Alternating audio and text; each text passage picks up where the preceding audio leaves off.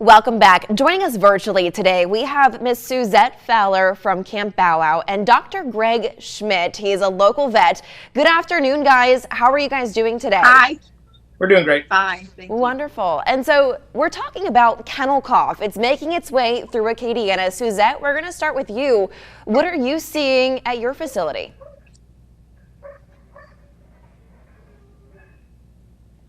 Suzette, can you hear me? Now I just did. I lost you for a second. Okay, what are you seeing right now in regards to kennel cough at your facility? Well, what we don't actually, that's the problem with it. It's here, I do hear from the local vet, rely on our parents to let us know for the South. Mm-hmm. It is something that it's called iron arm.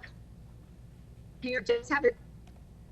Oh, Suzette, you're breaking up. I'm going to go ahead and direct the conversation over to Dr. Schmidt. Dr. Schmidt, kennel cough, what should pet parents kind of know, and how can they prevent that? What are some of the signs that they can look out for in their pet?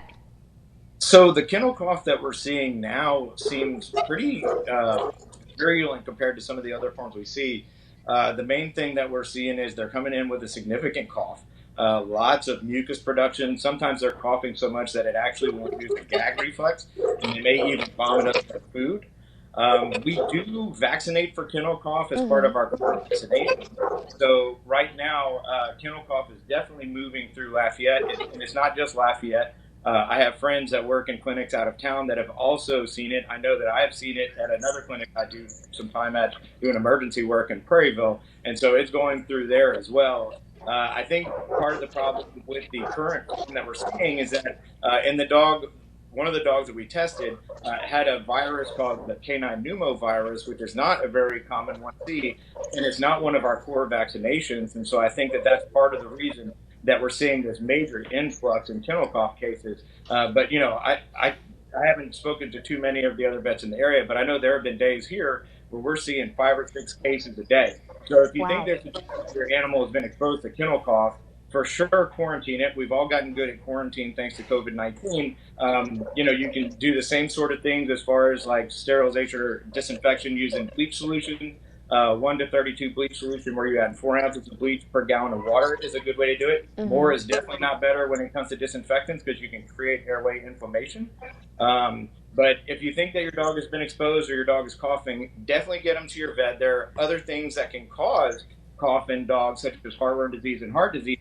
And so it takes a physical exam to be able to tell the difference between some of those. And then your veterinarian can get your dog on whatever antibiotics they think are going to be the thing to actually help if it is kennel cough. Because even if it's viral, the viral disease causes enough inflammation and enough cellular damage to the respiratory epithelium that opportunistic bacterial infections will take hold secondarily. And so getting them on antibiotics is actually very important. And they all respond to different antibiotics. Yeah. A lot of times, kennel cough is a multifactorial disease caused by lots of different organisms, usually more than one at the same time. And so basically, if people suspect something, bring them to the vet right away. Don't wait. Guys, thank you so much for joining us virtually this afternoon to talk about kennel cough and what pet parents can do to kind of be proactive about this. Thank you so much for joining us today.